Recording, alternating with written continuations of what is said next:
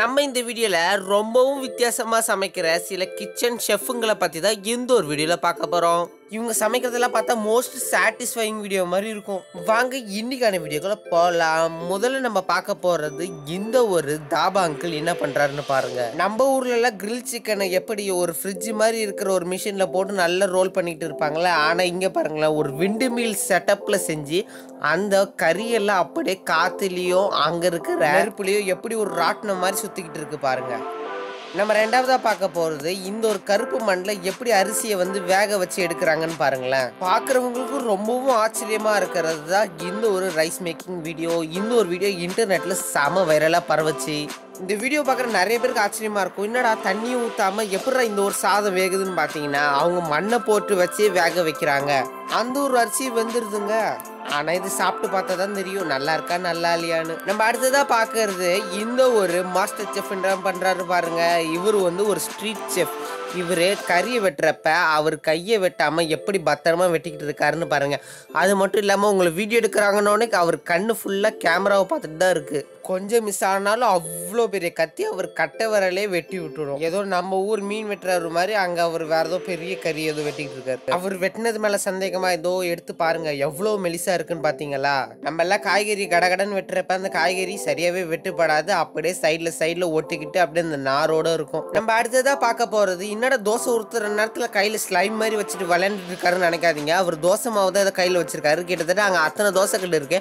அது எல்லாத்தையும் ஒரு துணி வச்சு தொடச்சிட்டு அவர் வலது கையில அந்த மாவு வச்சுதான் சுத்தி தோசையை உருவாக்குறாரு. இவர் ஊத்துற தோசை வருமா வராதான்னு பாத்தீங்கன்னா, அங்க ஒருத்தர் அவர் எடுத்த தோசையெல்லாம் அப்படியே எடுத்து போட்டுக்கிட்டு இருக்காரு தட்டுல. நம்ம வீட்டில எல்லாம் தோசை ஏதாவது ஊற்றுறோம்னு வச்சுக்கோங்களேன், லைட்டாக ஒரு புளி கரண்டி வச்சு தானே ஊற்றுவோம். ஆனால் இங்கே பாருங்களேன், தோசையை ஊற்றிட்டு நல்லா இது சிமெண்ட் போட்டு தீத்துற மாதிரி தீத்துறாங்க.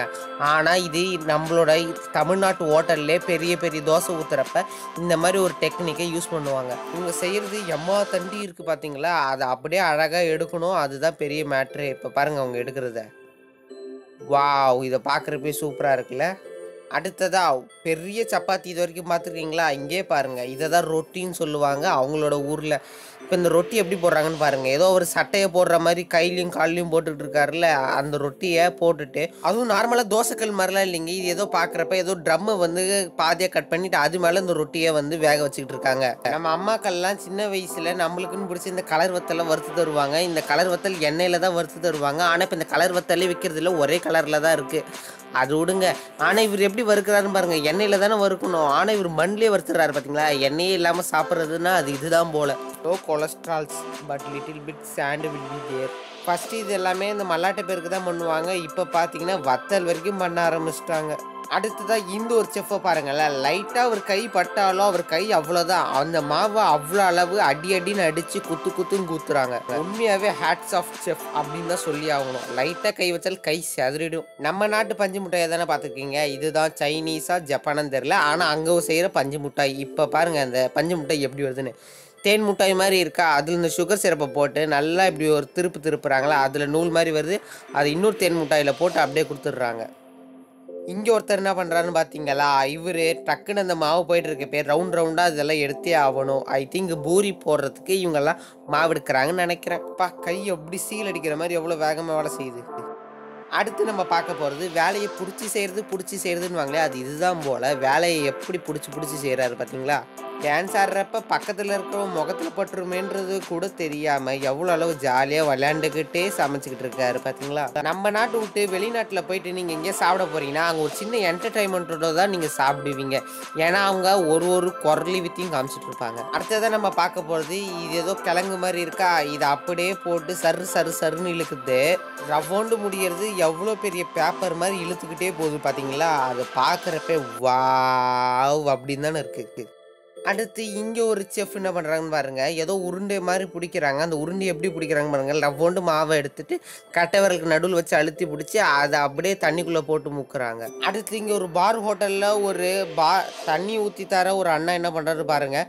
என்னடா இவன் ஐஸ் கட்டியே செதுக்குறானேன்ற ஆச்சரியமாக தாங்க நானும் பார்த்தேன். அதுக்கப்புறம் பார்த்தீங்கன்னா அந்த ஐஸ் கட்டியை ஊற்றிட்டு அப்படி சுற்றி விட்டுட்டு அதுக்கப்புறமா எப்படி ஒரு நெருப்பு ஃபுல்லாக ஒரு டேபிள் ஃபுல்லாக ஆக்கிட்டு அது மேலே அவங்களுக்கு தேவையான ஓட்கா விஸ்கி எல்லாத்தையும் ஊற்றி தராருன்னு பாருங்க. இது பேர் தான் தீயா வேலை செய்கிறதா குமார். தீயா வேலை செய்கிறது இல்லையா, இதுதான் தீயில வேலை செய்கிறது. அடுத்து இங்கே ஒரு மாஸ்டர் செஃப் என்ன பண்ணுறாரு பார்த்தீங்கன்னா, பெரிய மைதா மாவு எடுத்து ஆவி பறக்க அனல் பறக்க சுத்தாமல் அப்படியே ஒரு ட்ரெஸ்ஸை எடுத்து பறக்க விட்ற மாதிரி டேபிளை ஃபுல்லாக டேபிள் கிளாத் மாதிரி போட்டு அதுக்கப்புறமா எக்ஸ்ட்ரா வர்றது எல்லாத்தையுமே கத்தியை வச்சு சர்ருன்னு கட் பண்ணிவிட்டு அவ்வளோ பெருசாக இருக்கிறது மேலே ஏதோ மசாலா தூள் சாஸ்லாம் போட்டுட்டு அதை உருட்டு பெரட்டுன்னு பெரட்டி கடைசியாக ஒரு ரோல் மாதிரி கொண்டு வராரு. ஆனால் அந்த ரோல் என்னன்னு எனக்கு தெரியல, உங்களுக்கு தெரிஞ்ச கமெண்ட் பண்ணுங்கள். இந்த வீடியோட கடைசி செக்ஷனுக்கு வந்தாச்சு. அதாவது எல்லாரும் சாப்பிட்டு தலைவலியோடு இருந்தீங்கன்னா இந்த ஒரு டீயை குடிச்சிட்டு பாருங்கன்றதுக்காகவே இந்த ஒரு தாய்லாண்டு டீ. இந்த தாய்லாந்து டீக்காரன் பாருங்களேன், ஒரு வாட்டி ஆற்றி கொடுறான்னா 20 வாட்டி ஆற்றி ஃபுல்லாகவே ஆறி போயிருக்கும் போல் இன்னொரு வாட்டி சூடு பண்ணி கேட்கணும். ஓகே ஃப்ரெண்ட்ஸ், நீங்களும் ஒரு டீயை குடிச்சிட்டு இந்த வீடியோ லைக் பண்ணி ஷேர் பண்ணி நம்ம சேனலை சப்ஸ்கிரைப் பண்ணுறேங்க. Tata bye by.